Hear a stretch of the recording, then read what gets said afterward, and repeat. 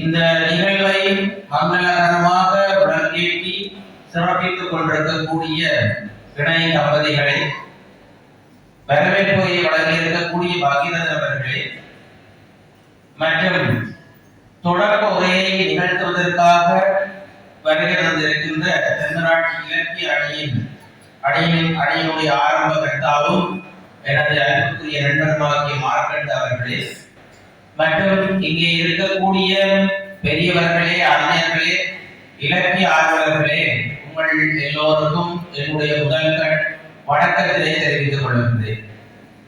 உண்மையில் இன்றைய தினம் இந்த இளங்கோ கழகத்தினுடைய இந்த நிகழ்விலே கலந்து கொள்வது எனக்கு மிகவும் மட்டற்ற மகிழ்ச்சியை தருகின்றது.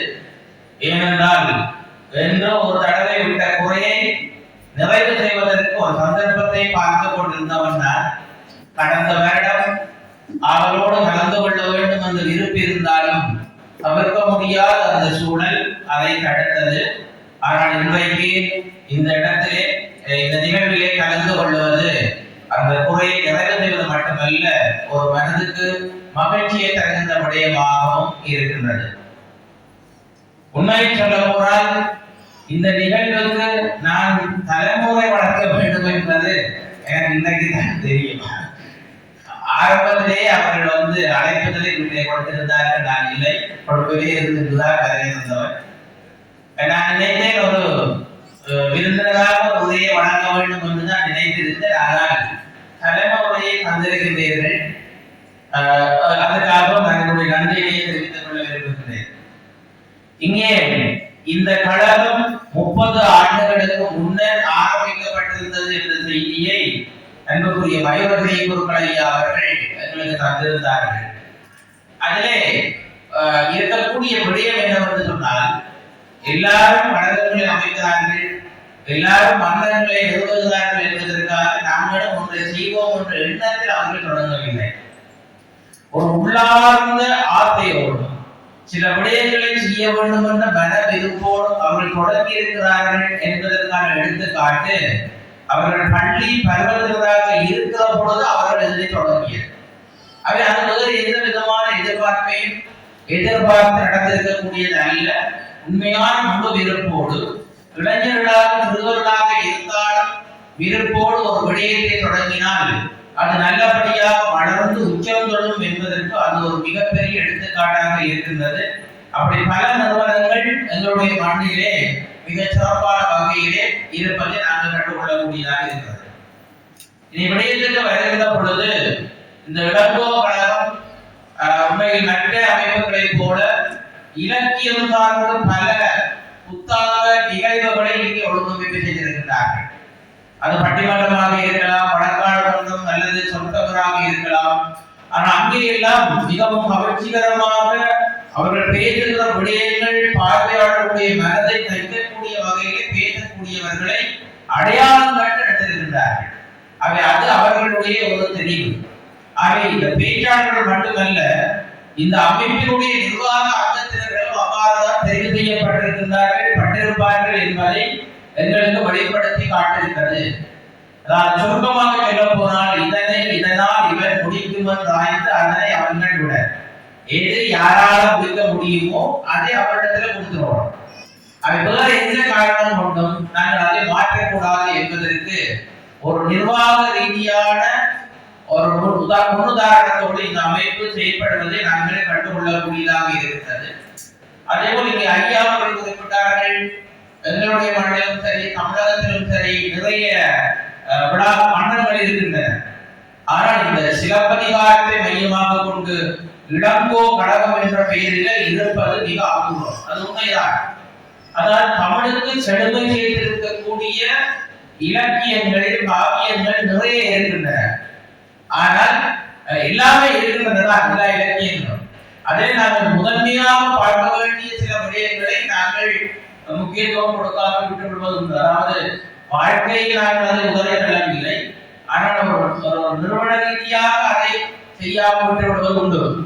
ஆனால் அந்த அடிப்படையிலே இவர்கள் இளங்கோ கழகம் என்பதை எடுத்திருப்பது மிகவும் பொருத்தமானதாக இருக்கிறது.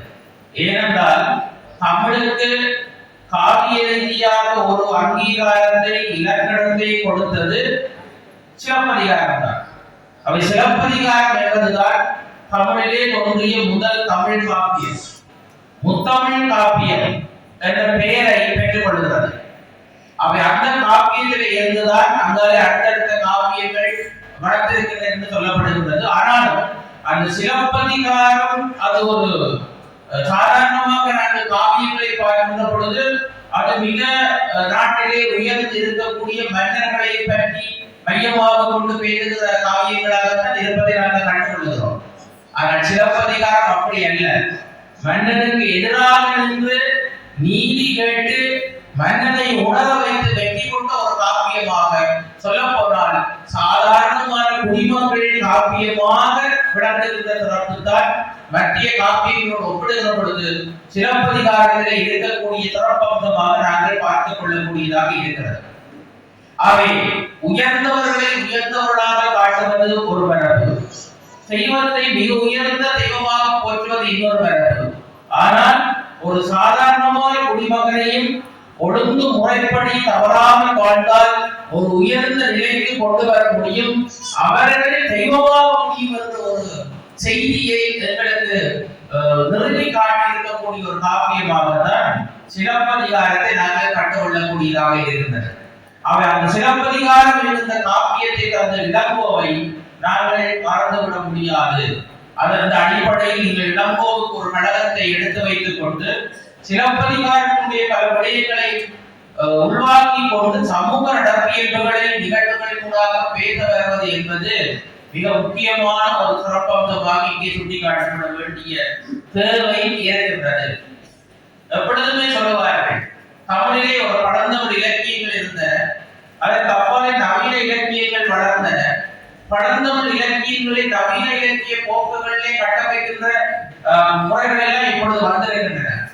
ஆனால் சாதாரணமாக ஒரு தமிழ் எழுத்தாளராக, அது ஒரு கவிதையாக இருக்கலாம் அல்லது ஒரு கதையாக இருக்கலாம், நாவலாக இருக்கலாம், அப்படி நீங்கள் எந்த விதமான நவீன படைப்புகளோடு பெற வேண்டுமாக இருந்தாலும் அதற்கு ஒரு அடிப்படையாக நம்முடைய மரபு இலக்கியங்களை நாங்கள் படித்துக் கொள்ள வேண்டிய தேவைப்பாடு இருக்கின்றது.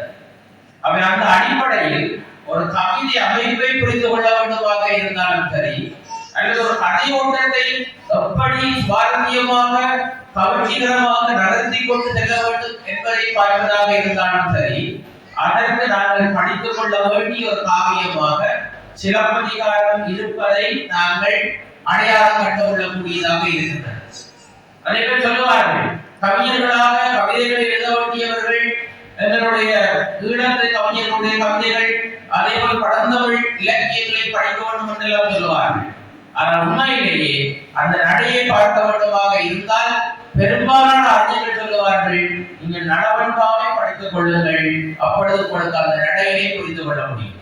அதே போல்தான் இந்த சிலப்பதிகாரத்தில் இருக்கக்கூடிய இந்த பாடல்களையும் கதை ஓட்டங்களையும் நாங்கள் பார்க்கின்ற பொழுது அவை எங்களுக்கு ஒரு தப்பு தருவதாக அல்லது வழிகாட்டுவதாக இருப்பதை நாங்கள் கண்டுகொள்ளக்கூடியதாக இருக்கிறது. இன்றைக்கு தமிழ் செம்மொழி அந்தஸ்து கிடைக்க பெற்று நாங்கள் கொண்டாடி கொண்டிருக்கின்றோம்.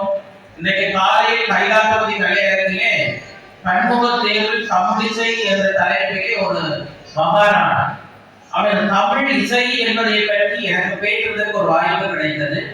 தமிழகத்திலே இருந்து வருகை தந்த பேராசிரியர் அடிமடம் பத்மநாபன் ஐயா அவர்கள் மிக அற்புதமாக அந்த பேச்சினை நகர்த்தி இருந்தார்.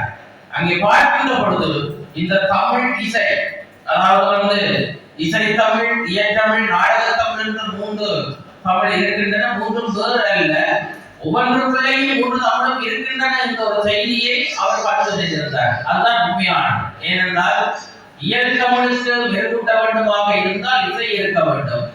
இந்த இரண்டும் சேர்ந்து நாடக தமிழாக இருந்த பொழுது அது இன்னும் உயிர்ப்பு பெறுகின்றன. அவை அவர் பேசுகின்ற பொழுது முன்வைத்த விடயம் என்னவென்றால், இந்த தமிழ் இசை என்பதை பற்றி நாங்கள் வலியுறுத்த வேண்டுமாக இருந்தால், அதனுடைய முக்கியத்துவத்தை உணர்ந்து கொள்ள வேண்டுமாக இருந்தால், நாங்கள் படித்துக் கொள்ள வேண்டிய காப்பியம் சிலப்பதிகாரம் என்பதை மிக ஆழ வலியுறுத்தியிருந்தார்கள். அவர்கள் இருக்கக்கூடிய ஆட்சியர் குறவை, குன்றக்குறவை போன்ற அந்த பகுதிகள் இவை எல்லாவற்றிற்கும் ஒரு நல்ல எடுத்துக்காட்டாக இருப்பதை நாங்கள் கண்டுகொள்ளக்கூடியதாக இருக்கின்றன. அவை அந்த அடிப்படையில் தமிழர் மரபுகள், தமிழருடைய பண்பாடு, விழுமியம், அவை எல்லாவற்றையும் விட மொழி பற்று போன்ற உணர்வுகளோடு நாங்கள் வாழப்பட்டதாக இருந்தால் எங்களுக்கு இந்த இசை தமிழ் என்பது மிக அவசியமாக இருக்கின்றன. அவை அவற்றை எங்களுக்கு இன்னொரு வழியிலே உள்வாங்கி கொண்டு தகுந்த இலக்கியமாக, காப்பியமாக சிலப்பதிகாரத்தை நாங்கள் பார்க்கிறோம் என்று சொன்னால் இது ஒரு சிலப்பதிகாரத்தை தந்த இளங்கோவுக்கான விழாவாக மட்டும் வருவதை நாங்கள் பார்த்துவிட முடியாது. இது எங்களுடைய தமிழர்களுடைய மரபுக்கான, தமிழர்கள் பண்பாட்டுக்கான, எங்களுடைய வாழ்வியலுக்கான ஒரு விழாவாகத்தான் இந்த விழாவை நாங்கள் பார்க்க வேண்டும் என்பதை நான் ஆணித்தரமாக வலியுறுத்தி கொள்ள விரும்புகிறேன். அவை நான் அதிக நேரம் எடுத்துக் கொள்ளவில்லை. தமிழிலே 50 காப்பியங்கள் தோற்றம் பெற்றிருக்கின்றன. அவற்றுக்குள்ளே மிக முக்கியமான முதன்மை காப்பியமாக, தனித்தமிழ் காப்பியமாக, சாதாரண குடிமக்களை சொல்லக்கூடிய காப்பியமாக விளங்குகின்ற இந்த சிலப்பதிகாரம் தமிழர் பண்பாட்டினுடைய களஞ்சியமாகத்தான் எங்களுக்கு தென்படுகின்றது என்பதை நாம் மறந்துவிட முடியாது. அவை ஆண்டுக்கு ஒரு தடவை இந்த விழாவை எடுத்து சிலப்பதிகாரத்துடைய சிறப்பம்சங்களை மட்டும் பேசிக் கொள்பவர்களாக இல்லாமல் அந்த இலக்கியத்திலே சொல்லப்பட்டிருக்கிற வாழ்வியல் முறைகள் சிலவற்றையாவது எங்களுடைய வாழ்க்கையோடு இணைத்துக் கொண்டு நாங்கள் பயணிக்க வேண்டும். அப்பொழுதுதான் இந்த விழாக்களுக்கான அந்த சிறப்பு, அதனுடைய உண்மையான வெற்றி என்பது அங்கேதான் தங்கியிருக்கும் என்பதை நான் இந்த இடத்திலே சொல்லிக் கொள்ள விரும்புகிறேன். சுருக்கமாக சொல்ல போனால் பண்டைய தமிழர்களுடைய வாழ்க்கை முறை, பழக்க வழக்கங்கள், கலைகள், அதே போல் சமயங்கள் மற்றும் சமூக அமைப்புகளை அறிந்து கொள்வதற்கு உதவுகின்ற காவியம் சிலப்பதிகாரமாக இருக்கின்றன. அது கண்ணகியாக இருக்கலாம், அல்லது சாதாரண நிலையை நோக்கப்பட்ட மாதவியாக இருக்கலாம். இவை எல்லா கதாபாத்திரங்களும் உங்களுக்கு ஒரு வழியை காட்டுவதாக இருக்கின்றன. இவற்றை விட சிலப்பதிகாரம் என்று நாங்கள் பார்க்கின்ற பொழுது அங்கே ஒலிக்கின்ற மூல மந்திரங்கள் 3. அரசியல் விளைந்தோர்க்கு அறக்கூற்றாவதும், உரைத்தால் பத்திரிக்கு உயர்ந்தோர் ஏத்தலும், ஊழ்வினை உறுத்துவன் ஊத்தலும். இந்த 3 விடயங்களை மிக அழகாக பேசுகின்ற வகையிலே அந்த காப்பியத்தை கதை ஓட்டமாக நடத்தி சென்றிருக்கிறார் இளங்கோவடிகள். அதுதான் அவரிடத்தில் இருக்கக்கூடிய அந்த எழுத்து ஆற்றல் என்பதை நாங்கள் கற்றுக்கொள்ளக்கூடியதாக இருந்தது. அவை நாங்கள் கண்ணகி பாண்டிய மன்னனோடு போராடி வெற்றி பெற்றால், நீதியை பெற்றால் என்ற ஒரு பக்கத்திலே அவர்கள் வணிகர் குலத்திலே உயர்ந்தவர்களாக பேசப்படுகிறார்கள். ஆனால் அதை கூட நான் எப்பொழுதும் அதை வலியுறுத்தப்படுகிற விடயம், சிலப்பதிகாரத்திலே பேசப்படுகிற ஒழுக்கம் பரத்தமை ஒழுக்கம். அதாவது பரத்தமை ஒழுக்கம் என்று சொன்னால் கைப்பொழுக்கம் இல்லாதவர்கள், அவர்களை தரமுறைந்தவர்களாக பார்ப்பதிலே இருந்தால் அது அவர்களுடைய செயல்பாடு தொழில். ஆனால் அச்சேற்றில் முளைத்த செந்தாமரையாக மற்றவர்களுக்கு ஒரு உதாரணமாக அந்த இடத்திலிருந்தும் வாழ முடியும் என்பதை எங்களுக்கு வெளிப்படுத்திய கதாபாத்திரமாக மாதவியை காணுகிறோம். அவள் ஆழப்பாடல்களிலே சிறந்தவள். 1464 நல்ல முறையை பயிர்ந்து அந்த சபையிலே அவள் ஆடலை பாட்டுகின்றாள். அதிலே மயங்கி செல்கின்ற பொழுது கோவலன் மயங்கி விடுகிறான். அவளுடைய அந்த மாலைகளை உயர்ந்த விலை கொடுத்து வாங்கி அதனால் கண்ணகியை விட்டு பிரிந்து செல்கிறான். இருந்தாலும் கண்ணகி தன்னுடைய நெறிமுறையின் காரணமாக அவரை நெறிப்படுத்தி மீண்டும் அவளுடைய நிலைக்கு வருகிறார். ஆனால் இந்த இடத்திலே அவள் அந்த கர்த்தமை குலத்திலே பிறந்தவளாக இருந்தாலும் கோவலன் என்ற ஒருவனை மனம் புரிந்த தவிர அவனை விட்டு பிரிந்து அவள் பின்னர் பௌத்த துறவியாக மாறுகின்ற வரைக்கும் அவள் தன்னுடைய மனதால கூட இன்னொரு ஆடவனை நினைத்து பார்க்காமல் தன்னுடைய வாழ்க்கையை அமைத்திருக்கிறாள் என்று சொன்னால் நாங்கள் சாதாரணமான ஒரு நிலையிலும் ஒழுக்கம் உள்ளவர்களாக வாழ முடியும் என்பதை ஒரு இலக்கணமாக எங்களுக்கு தந்திருக்கக்கூடிய கதாபாத்திரமாக நாங்கள் மாதவியை கண்டுகொள்கிறோம். பெண்ணின் பெருந்தக்க யாவுல கற்பெனும் திண்மை உண்டாக பரிசு சிறைகாக்கும் காப்பு அவன் செய்யும் அவளை நிறைகாக்கும் காப்பை தலை என்று வள்ளுவம் சொல்லுகிறார். இதற்கு இலக்கணமாக நாங்கள் கண்ணகியை பார்க்கிறோம். அவை கண்ணகி தன்னை விட்டு பிரிந்தவன் போய் வரும் வரைக்கும் பொறுமை காத்திருக்கிறான் என்று பலவிதமாக இலக்கியம் பேசுகிறது. ஆனால் என்றைக்கெல்லாம் தன்னுடைய கணவன் முறை மாறி மிக அவனுக்கு அவமானம் தரக்கூடிய வகையிலே அவனுடைய பேருக்கு கலந்தம் தரக்கூடிய வகையிலே ஒரு செயற்பாடு நடக்கிறதோ அந்த இடத்தில் சீறி எழுகின்றவர்களாக பெண்கள் இருக்க வேண்டும் என்பதை வெளிப்படுத்துகின்ற நிலையிலே அவள் இருந்திருக்கிறாள். அவள் உணர்ந்து செல்கிறாள். அவள் 100% சரியாக செய்கிறது. அவன் எந்த ஒரு சந்தர்ப்பத்திலும் கள்ளனாக இருக்க முடியாது. அந்த நம்பிக்கை பெண்களிடத்தில் இருக்க வேண்டும். அதை எங்களுக்கு சொல்லுகின்ற ஒரு காப்பியமாக தான் இருக்கிறது. இந்த நம்பிக்கை என்பதை எதுவரைக்கும் நாங்கள் வைத்திருக்கிறோமோ அதுவரைக்கும் வாழ்க்கையில் வெற்றி பெற முடியும். வாயிலோயே வாயிலோயே பொறிமுறை அரைமுறை போகிய பொறியர் நெஞ்சத்து இறைமுறை விளைத்தோன் வாயிலோயே. அவருடைய பேச்சினூடாக மன்னனாக இருந்தாலும் அவனை கண்டிருக்கின்ற ஒரு நிலைக்கு அவள் தள்ளப்பட்டிருக்கின்றாள். அதை சரியாக காட்டுகின்றாள். அவை நிறைவாக அந்த இடையனை சிலம்பு வெடிக்கின்ற பொழுது மன்னன் உணர்ந்து கொள்கிறார், நான் தவறு செய்துவிட்டேன், யாரே கள்ளன் என்று அப்படியே இறந்து போய் வருகின்றார். அவன் தப்பு செய்வது என்பது அது ஒரு பெரிய தவறு, தப்பு நடப்பது என்பது ஒரு பெரிய பாரதூரமான விஷயமாக என்னை பொறுத்தவரையிலே நான் பார்க்கவில்லை. ஆனால் அந்த தப்பு நடந்தது அல்லது தவறு செய்து விட்டேன் என்று சொன்னால் சம்பந்தப்பட்டவர்கள் நான் தவறு செய்து விட்டேன், தப்பு செய்து விட்டேன் என்று உணர்ந்து கொள்ளுகிற மனப்பக்குவத்தை வளர்த்துக் கொள்ள வேண்டும். அதை உணர்கின்ற பொழுதுதான் இன்னொரு தடவை நாங்கள் தப்பு செய்ய மாட்டோம் என்பதற்கான உத்தரவாதமாக அது இருக்கிறது. அதை கோவனுடைய பாண்டிய மன்னனுடைய செயற்பாட்டிலே கண்டோம். அவை கண்ணகி அதனை சென்றார். அதனால்தான் பிற்காலத்திலே அவரை உங்களுக்கு தெரியும், நாம் எல்லோரும் வளர்க்கக்கூடிய ஒரு பத்திரி தெய்வமாக போய்விடுகிறோம். அது தமிழ்நாட்டிலே உருவாகி வளர்ந்து வந்தாலும் கூட அந்த கண்ணகியுடைய வெளிப்பாடு இலங்கை மண்ணிலேதான் மிகவும் சிறப்பாக பிரதிபலித்துக் கொண்டிருக்கிறது. இங்கே வட்டாப்படையிலே ஒரு கோயில் அல்லது இங்கே கண்ணகியை நாங்கள் எந்த அளவுக்கு நினைக்கிறோமோ அந்த அளவு தூரத்துக்கு தமிழ்நாட்டிலே கிடைக்காது. அவை அந்த இடத்திலே தான் அரசியல் பிழைத்தோருக்கு அறம் கூற்றாகும் என்பதற்கு இலக்கணமாக பாண்டிய மன்னன் உயிரை திறக்கிறான். தன்னுடைய நீதி நடைமுறைகளின் ஊடாக வல்லமையின் ஊடாக தன்னுடைய கணவன் தப்பு செய்யவில்லை என்பதை உறுதிப்படுத்திக் கொண்டு அவர் உயர்ந்தவராக மாறுகிறாள். கணவரை காத்து அதனால் உயர்ந்தவராக மாறுகிறாள். அதனால் தான் தெய்வமாக நாம் இன்று வரை வழிபாடு செய்கிறோம். உரைத்தால் பத்திரிக்கு உயர்ந்தோ கேட்டவர் ஊழ்வினை உறுத்து வந்து விட்டோம். இந்த பாண்டிய மன்னன் ஏன் இப்படி வந்தார் என்றால் அதற்கு முன்னர் ஒரு கதை இருக்கிறது. அந்த காலகட்டத்தில் அவர்கள் தவறாக ஒருவரை கண்டித்திருக்கிறார்கள். அந்த பிறகுதான் இப்படியாக வந்து தப்பு செய்து அதே துன்பத்துக்கு ஆளாகிறார்கள் என்று சிலப்பதிகாரம் சொல்லுகிறது. அதான் ஊழ்வினை உறுத்து வந்து விட்டுகள். நான் இதற்கு மேல் ஆழமாக சொல்லக்கூடிய அதை சொல்வதற்கு நேரமும் இல்லை. அவன் இந்த அடிப்படையில் எங்களுடைய வாழ்க்கைக்கும் வாழ்வியல் உறவுகளுக்கும் தேவையான அத்தனை விடயங்களையும் எடுத்தியம்பக்கூடிய ஒரு மிகப்பெரிய அற்புதமான காப்பியமாக சிலப்பதிகாரம் விளங்குகிறது.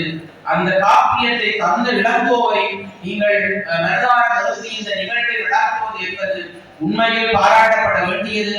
இந்த நிகழ்வுகள் வெறுமனை வடமராட்சி மண்ணில் மட்டுமல்லாமல் யாழ்ப்பாணத்தில் வடமாகாணத்தில் பல்வேறு இடங்களிலும் அவ்வப்பொழுது நடக்க வேண்டும். அதற்கு நீங்கள் ஆவணம் செய்ய வேண்டும். அதனால் எங்களுடைய சமூகம் சிறக்கும் என கூறிக்கொண்டு வாய்ப்புக்கு நன்றி தெரிவித்து விடைபெறுகிறேன்.